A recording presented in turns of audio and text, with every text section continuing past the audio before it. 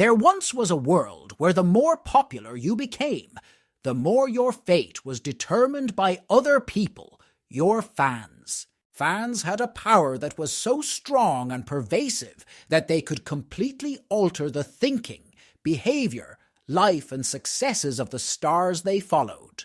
Who and what a star became was out of their hands. As a star, you were completely vulnerable to the whims and wishes of your fans. You could only hope that your fans had your best interests at heart. But often this was not the case. Sometimes fans would even begin to wish misfortune on stars to punish the stars for becoming what they couldn't control becoming.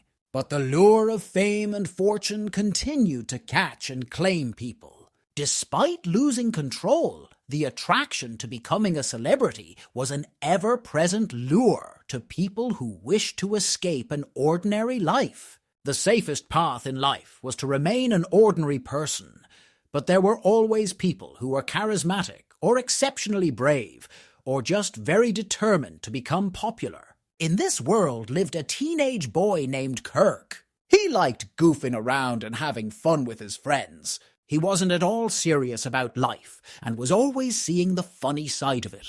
He joked about the stars and celebrities he had grown up with and did impersonations of them. His parents spent most of their spare time investing in the lives of their favorite stars. The aim was to discover a star before they were truly famous and then shape their personality and performance and life by investing in their growth. The earlier you could get involved in the success of the star, the more control you would have over everything they would do, and if they became very popular, then you would get a large share of their wealth. So, Kirk would watch his parents' obsession with trying to spot and nurture talent, and think it absurd when they were living a comfortable life already, and didn't need to grow rich off the coattails of an entertainer.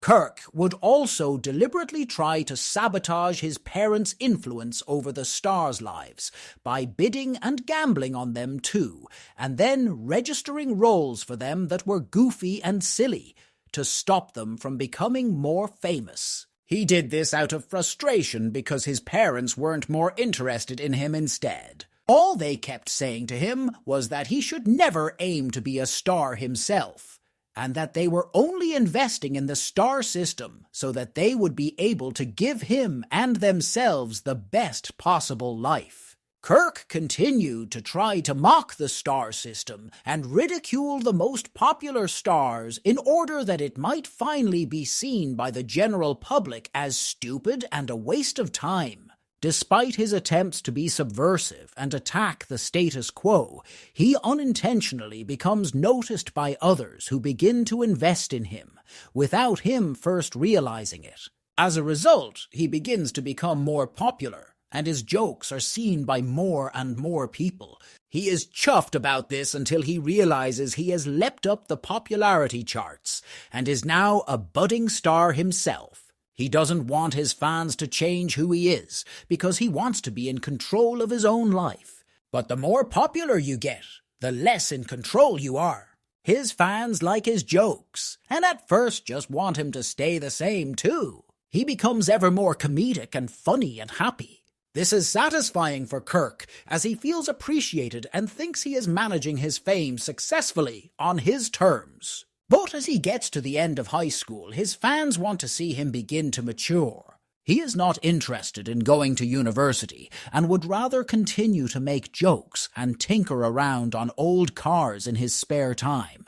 His parents want him to go to university, and they start a campaign aimed at his fans to turn their boy into an academically gifted genius. Kirk's fans like this idea, and his fate quickly aligns with their wishes. He begins to become a deep thinker. As Kirk changes, he realizes he is not in control of who he is becoming, and panic sets in. He doesn't want to grow more serious and tries to fight against what the public want for him.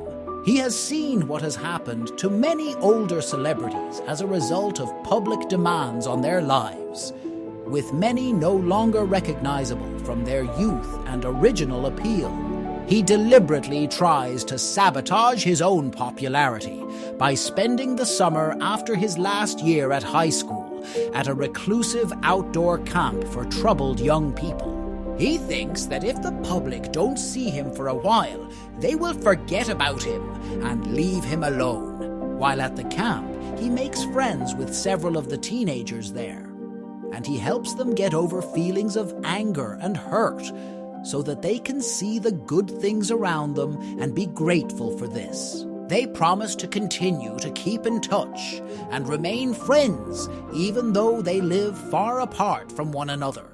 When Kirk comes back to his home and parents after the summer break, he realizes he does want to go to university after all, and enrolls to study social work and psychology. He is more serious now and wants to help make the world better. He thinks that this is coming from himself and that he has made this decision on his own. But it is actually what his fans want for him. He just doesn't realize it anymore. His years at college pass quickly, and during this time he is introduced to many interesting concepts about the world, and he begins to philosophize about life. Kirk no longer believes in God now, and thinks this is a childish idea from his past, believing everyone should grow out of it.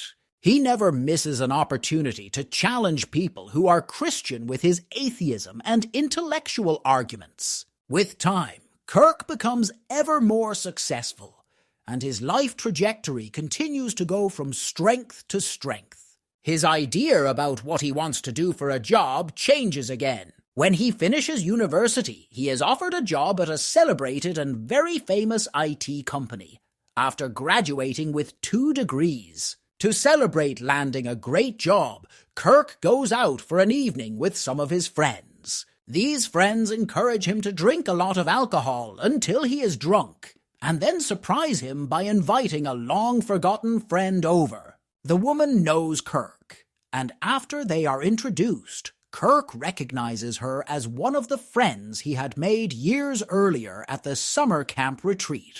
Her name is Wendy, and once they are alone, she tells him that he has become very popular among the people of their world. He knows he is popular, but she says it is a greater degree of popularity than he realizes. Many people have invested heavily in his life already, betting money on him, and shaping him so that he will provide huge payoffs and eclipse other celebrities. People want an intelligent celebrity who will fix the world, not just someone with superficial beauty and charm.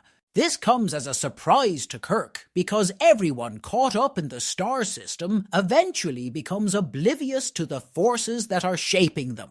Wendy explains he is really just a commodity to most people, and people don't care about him. They just want him to grow ever more popular. Your own popularity is hidden from you, so that your investors can continue to mold and shape you. She says their paths are crossing once more because the public want them to become a couple. She has many fans herself, and together they can make further gains, which is what both their investors want. Your investors have high hopes for you. They want to make you the hero of a generation, designing tech solutions to improve everyone's lives. The aim has always been to trade someone to the point where they become the most appealing person of the time they live in. Every encounter you have had has been carefully managed by your investors, including the job offer, your friends, your health, happiness, and you are becoming exactly what they want. Your own will for this life has been completely ignored, disregarded, and removed. Wendy says that she is telling him this because she loves him and can't hide the truth from him. You need to escape your fate, the one that your investors ultimately want for you, to be a generational star, eclipsing every other influence out there. Investors have had a huge impact on your life, and you are not the same anymore as the teenager I first liked years earlier. Her love for him has temporarily allowed her to see both their states correctly. Kirk tries to think about what he wants and can't remember his old self. My goal in life is to find innovative solutions to existing problems and make lots of money. You will be pushed to breaking point with this quest, and it will be your obsession to the point where your genius turns to madness. Because it has happened in the past with other stars. It is such a long time since Kirk has thought about the star system.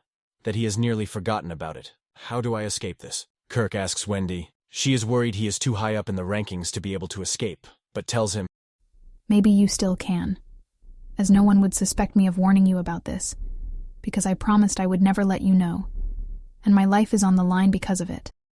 Kirk doesn't quite know what she means, and wonders if he can go into hiding, like he did at the summer retreat where he first met Wendy, but she says he is too recognizable. Just about everyone knows you, because of your trading status, even though they might pretend not to know you. He realizes that his parents must be heavily invested in his life too, and asks Wendy if she knows who holds the greatest shares or stakes in his life. Wendy says that it is a Swedish couple who are both incredibly rich. Kirk says he is going to find them and force them to release him from their stocks. Wendy says she will come with him because she wants to help free him too. She says he will have to do this as soon as possible before his fate realigns with what the majority of investors want for him.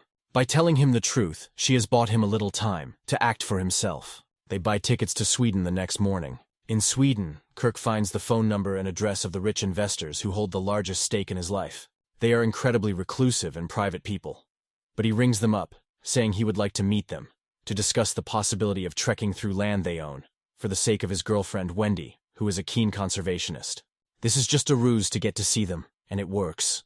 They are invited to the rich couple's estate, which boasts a large collection of rare plants and animals. Once inside their home, Kirk confronts the couple, who are quite old, telling them he wants them to free him. They ask how he has come to know the truth, but Kirk won't tell them, and simply demands they release him from their stocks.